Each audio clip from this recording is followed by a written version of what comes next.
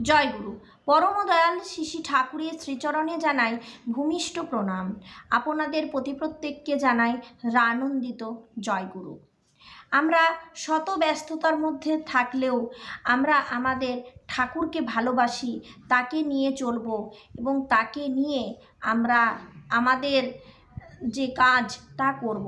ঠাকুরকে ধরা মানেই যে কষ্ট পাবো, ঠাকুরকে ধরা মানেই যে নিজের কাজ হবে না, শুধু অন্য কাজ করব, এমনটাও নয়। আমারই সব কাজ ঠাকুরকে নিয়ে, সেই নিয়েই আমরা এগিয়ে চলব। ঠাকুরের দীক্ষা নিয়েছি, অথচ আমি যেমন ছিলাম তেমনই রয়ে গেলাম, তার মানে আমার তার কাজ করা ঠিক করে হয়নি। জানেন কি, আমাদের এইখানে প্রত্যেকটা ঘরে ঘরে প্রতিদিন সকালবেলার বিনতি প্রার্থনা হচ্ছে। আমরা অকারণে বিছানায় ঘুমিয়ে সময়টাকে নষ্ট করি। আমাদের প্রতিদিন অন্তত 4টার সময় বিছানা ত্যাগ করা উচিত, ভালোভাবে ইষ্টভৃতি করা উচিত, নাম ধ্যান করা উচিত। আপনারা কি জানেন, পরম দয়াল শ্রী ঠাকুরকে মানতে গেলে, তাকে ভালোবাসতে গেলে তার সাথে যোগ রাখতে হয়। যাকে ভালোবাসি তার প্রত্যেকটা কাজ, প্রত্যেকটা করণীয় করতে ভালো লাগে। তাই আমাদের প্রত্যেকটা জায়গায় ঠাকুরকে প্রতিষ্ঠা করতে হবে। ঠাকুরকে প্রতিষ্ঠা করতে গিয়ে আমাদের হয়তো অনেক কিছু সহ্য করতে হতে পারে, যা আমরা আমাদের পাবার নয়, পাবার আশা করি না, তাই হয়তো পাবো। তাই বিভিন্ন প্রতিকূলতার মধ্যেও যদি আমরা প্রকৃত ঠাকুরকে ভালোবেসে থাকি আর ঠাকুরের যদি ইচ্ছা থাকে, তো সেখানে ঠাকুরের প্রতিষ্ঠা হবেই হবে। এই রকমই আজকের আমাদের আলোচনা। ঠাকুরকে যদি সত্যিই ভালোবেসে থাকি, তাহলে আমি থাকতে পারি? যেমন ছিলাম তেমনই কি থেকে যেতে পারি না।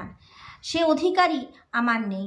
বিজ্ঞান বলছে যতক্ষণ পর্যন্ত বস্তুর স্থানান্তর না হচ্ছে ততক্ষণ কোনো কর্ম হয়েছে বলে বোঝা যায় না। অতএব মানুষের সত্তা, তার জীবনের যত কর্ম, যা কেবল ওই বস্তুগত বা সম্পর্কগত পার্থিব চাহিদাগুলোর পানেই চেয়ে এসেছে, সে অঙ্গীকার করবে, সংকল্প করবে যে ঠাকুর, আমি কেবল তোমার সঙ্গে যুক্ত থাকব, আমি কেবল তোমাকেই চাই, শুধু তোমাকেই চাই। এই বিশ্বাস লাগবে আমাদের।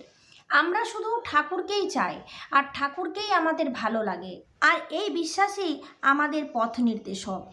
কিন্তু দেখা যায় বিশ্বাস কোথাও কোথাও গিয়ে সীমাবদ্ধ হয়ে পড়ে সংশয়ে। তা আমাদের যেমন পড়ে, স্বয়ং পরম পুরুষেরও পড়তে পারে। লক্ষণের বুকে শক্তিশাল যখন লেগেছে, রামচন্দ্র তখন হাহাকার করছেন, বলছেন আমি আর দেহ রাখবো না।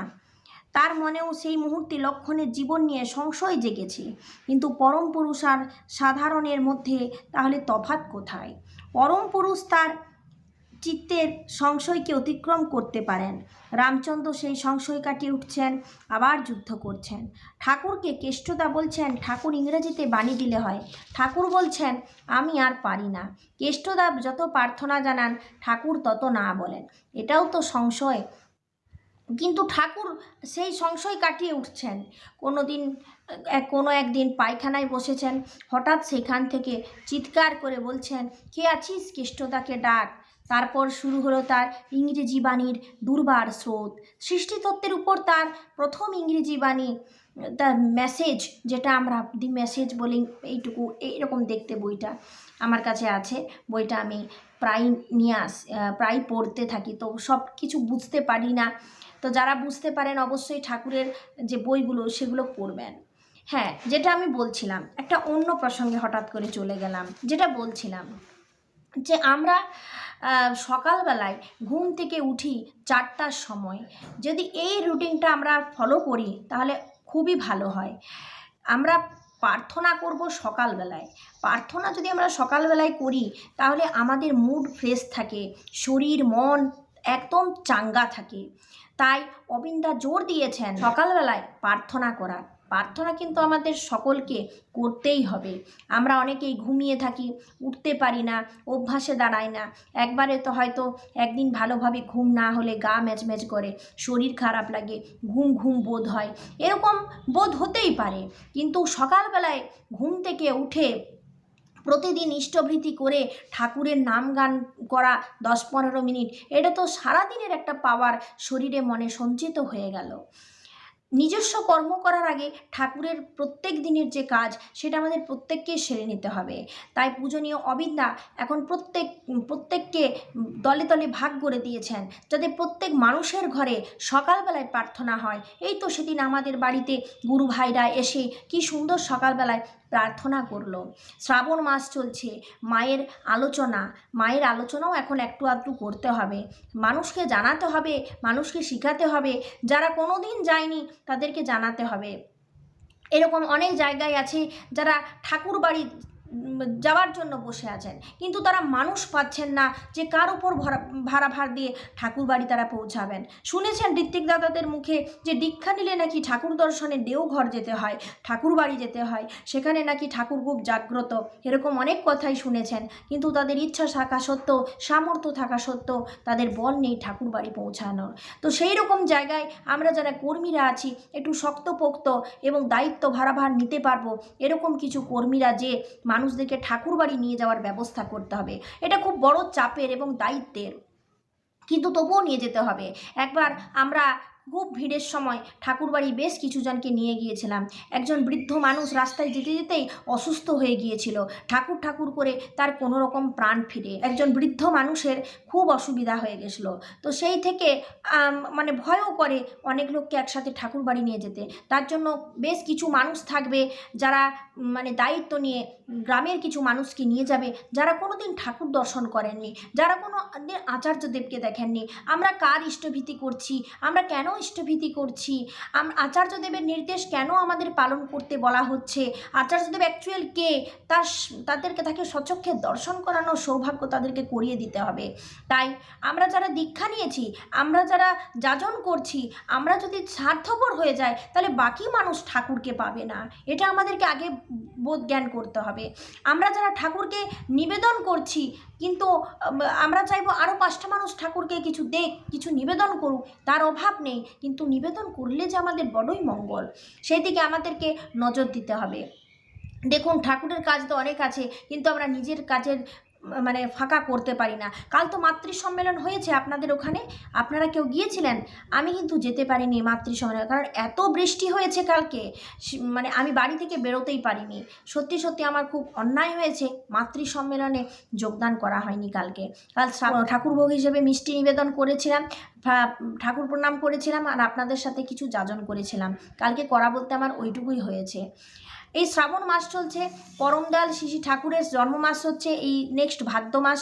আর আপনারা জানেন যে আগস্ট মাস পড়ে গেল, আগস্ট মাসে আর একটা বিশেষ দিন আছে। তার আগে আপনাদের আমি অবশ্যই ভিডিও করে কনফার্ম করে দেব যে কোন দিনটাতে কি করতে হবে। পরমদয়াল শ্রী ঠাকুরকে আমরা খুব ভালোবাসবো, আমাদের অনেক কাজ মনে পড়বে, কিন্তু মেন কাজ হচ্ছে ঠাকুরকে ভালো রাখা, তার বিছানা পরিষ্কার রাখা, পরিষ্কার সিংহাসনটা রাখা, ঠিক সময়ে ভোগ নিবেদন করা, সকালবেলায় ঠিক করে প্রার্থনা করা। পরমদয়াল শ্রী ঠাকুরের এই প্রার্থনার উপরে অবিন্দা বিশেষভাবে জোর দিলেন, যেটা আমাদের প্রত্যেক দিন সকালে করতে হবে। সকাল বিকেল টাইম মতো প্রার্থনা আমাদেরকে যেভাবে হোক ফাঁকা করে, সেটা বাইরে হোক আর ঘরে হোক, তো যদি ঘরে থাকি তাহলে আমাদেরকে ঘরেই ব্যবস্থা করতে হবে। আরও একটা কথা, আমরা অনেকেই আর্থিক চাপে ভুগছি। আর্থিক চাপে যারা ভুগছেন তারা অবশ্যই শ্রী ঠাকুরকে কিছু নিবেদন করুন, তাহলে দেখবেন আর্থিক চাপটা কেটে যাবে। প্রফুল্লদা একদিন শ্রী ঠাকুরের কাছে জানতে চাইলেন, আমাদের চাইতে কম যোগ্যতা সম্পন্ন লোক বাইরে আর্থিক সচ্ছলতা ভোগ করছে, আমাদের কেন আশানুরূপ হচ্ছে না? ঠাকুর বললেন, আর্থিক সচ্ছলতা যারা ভোগ করছে তাদের কোনো না কোনো দিকে যোগ্যতা তো আছেই, যার ভিতরটি অর্থাগম হয়। মানে অর্থ আসে কোথা থেকে, ঠাকুর সেটাই বলছেন। যোগ্যতা যদি আপনি অর্জন করে থাকেন তাহলে অবশ্যই অর্থাগম হবে। আর কিছু না হোক, হয়তো জোচ্চুরিতেই যোগ্যতা আছে, তা না হলে পেত না। অবশ্য অসাধু উপায়ে অর্থ উপার্জনের সামর্থ্য আদৌ কাম্য বস্তু নয়। আমাদের এরাই পারে অনেক কিছু করতে, করেছেও। এখন তেমন উৎসাহ সহকারে করে না। যখন ছিল না তখন করেছে, পেল যখন তখন থেকে ঢিল দিল। এটা ঠাকুর শ্রী ঠাকুর আমাদের প্রত্যেকেরই উচিত কিছু নিজে নিজে যোগ্যতা অর্জন করা। অনেকেই বলেন যে টাকা নেই, টাকার অভাব। কিন্তু টাকা আসার যে উপায় সেটা কিন্তু আমাদের প্রত্যেককেই ভাবতে হবে, করতে হবে। 100টা উৎস করে রাখতে হবে টাকা আসার, তবে যে হবে। না হলে কিন্তু বারবার অভাব আমাদেরকে বাধা দেবে। তাই অভাব যাতে না আসে তার জন্য ঠাকুর বললেন যাদের অর্থাগম হয় তাদের কোথাও না কোথাও যোগ্যতা আছে। এবারে যোগ্যতা কোথার থেকে আসবে? কেউ যদি ভালোভাবে ইষ্টবৃত্তি করে, কেউ যদি ভালোভাবে নিজের ইষ্টবৃত্তি নিজের ইষ্ট সকাশে ঠিকমতো পৌঁছায় আর নিজের ইষ্টবৃত্তি নিজে দেয়, তাহলে তার যোগ্যতা আসবে, তাহলে তার অর্থের অভাব হবে না। অসাধু উপায়ে কোনো রকম পয়সা রোজগার করতে মন যাবে না, তার আসবেও অনেক, আর সে খরচ করবেও সৎভাবে। তাই ইষ্টবৃত্তি হচ্ছে মূল, এটাই হচ্ছে উৎস। এটাকেই কিন্তু আমাদের প্রত্যেককে মেনটেন করে চলতে হয়, ঠিকভাবে মেনটেন করতে হয়। আর অবিন্দার কথা প্রত্যেককে এখন পালন করতে হবে। খুব ভালোভাবে জোর দিচ্ছেন সকালবেলায় বিনতি প্রার্থনা, একসাথে বসে বিনতি প্রার্থনা। এক একটা জায়গায় তো সকালে সৎসঙ্গের মতো একটা হয়ে যাচ্ছে। দেখুন, সকালটা হচ্ছে একটা গুরুত্বপূর্ণ সময়, এটাতে প্রত্যেক দিন প্রত্যেকের কিছু না কিছু কাজ থাকেই। তাই সকালটাকে কোনোভাবে নষ্ট করা উচিত নয়। অবিন্দার সঙ্গে এখন দেখা হলে কর্মীদের বলছেন সকালে প্রার্থনা চালাচ্ছেন, তো তাহলে সকালের প্রার্থনাটা আমাদের কাছে কত গুরুত্বপূর্ণ। আজকের ভিডিওতে এটাই আমি আপনাদের বললাম যে সকালের প্রার্থনা কিন্তু সকলে মিলে একসাথে করবেন, সকালের প্রার্থনা বাদ দেবেন না। এই সকালের প্রার্থনাতেই মিলে আসল শক্তি। আজ এই পর্যন্ত। আপনারা সকলে সুস্থ থাকুন, ভালো থাকুন। জয় গুরু।